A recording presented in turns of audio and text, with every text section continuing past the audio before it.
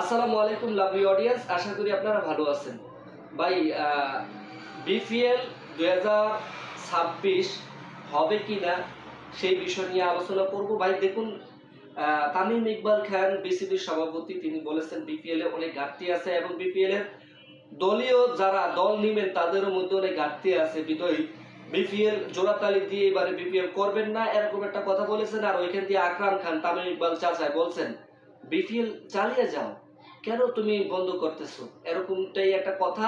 তো দেখুন, বাংলাদেশ বিপিএল যদি এরকম করে যদি ডেভেলপ ডেভেলপ হবে ডে বাই ডে, সেই বিপিএল খেলা এখন ন্যূনতম চলে যাচ্ছে। এর অর্থ কে জানে ভাই? সত্যি কথা বলতে এভাবে করে বাংলাদেশের বিপিএল গুলো হারিয়ে যাবে, ক্লাব পর্যায়ে খেলাগুলো হারিয়ে যাবে। যেই খেলার বিগেস্ট সেই খেলা রাখছে এনসিএল, ওই লিগ সেই লিগ, বিপিএল হবে না। অবশ্যই জোড়াতালি দিয়ে চালিয়ে যাও, কোনো রকম চালিয়ে যাও না ভাই। তাই বল এখানটা অবশ্যই নেগেটিভলি বলতেই হবে। তো বিপিএল যে কোনো দলই আসুক না কেন তাদেরকে অ্যাপ্রুভ করো। আর টাকা বিসিবি সভাপতি, বিসিবিতে যে টাকা পয়সা, যে অ্যামাউন্ট, সে অ্যামাউন্ট খরচ করো, নিঃস্বার্থ করো, দেশের জন্য করো, মানুষের জন্য করো, অ্যাজ এ ক্রিকেটার হিসেবে করো। তো আমি জানি আনস্টেবল দেশটা এখন বর্তমানে, তো স্টেবল তো করতেই হবে, তো তাই না, আস্তে আস্তে ধীরে ধীরে। তো তামিম ইকবাল খান তার চাচা এই দুপার্টি হয়ে গেছে এখন বর্তমানে।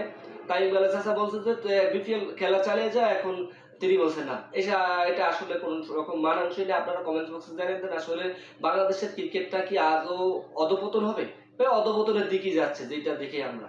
তো বিপিএল এ যেই কোনো যারা সভাপতি হয়েছে তাদেরকেও আমল এরকম হয়েছে। ভাই সত্যি কথা বলতে অনেকে, মানে আমি আপনাদেরকে বলে দিই, নাজমুল ইসলাম পাপন যতই ছিল সিন্ডিকেট ছিল, কিন্তু খেলাগুলো তিনি নিয়মিত চালিয়েই যেতেন। নাজমুল ইসলাম পাপন এখানটা আমি তাকে বলবো না যে আবারও আসুক বসুক। তো তামিম ইকবাল সেটা ভুল করতে আছে আমি মনে করি। এনসিএল, ওই লিগ সেই লিগ, বিপিএল রাখা, এটা কিন্তু কোনো রকম মানানসই না। বিপিএল হোক, আপনারা কে চান, এবং বিপিএলটা যেন একটা অন্যতম হয়ে উঠুক আগামী বিপিএল, এবং অন্যান্য আদার্স প্লেয়ার যেন বিপিএল এ সকল টিমে যেন যুক্ত হয়। এবং তারই ধারাবাহিকতা আমরা দেখেছি বরিশাল স্টেডিয়ামে অনেকটা মানে রিসাইকেল করতে আছে, মানে একেবারে অসাধারণ আন্তর্জাতিক পর্যায়ে করে নিচ্ছে।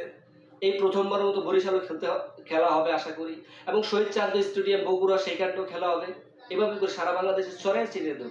আগামী 2027 বিশ্বকাপের জন্য বাংলাদেশ ওয়ার্ল্ড কাপের জন্য প্রস্তুতি নেব, এবং এইভাবে করে উদীয়মান খেলোয়াড়রা বের হয়ে আসবে বিপিএল এর মাধ্যমে, এবং সকল পর্যায়ে যেন খেলোয়াড় বের হোক, এটা আমরা চাই।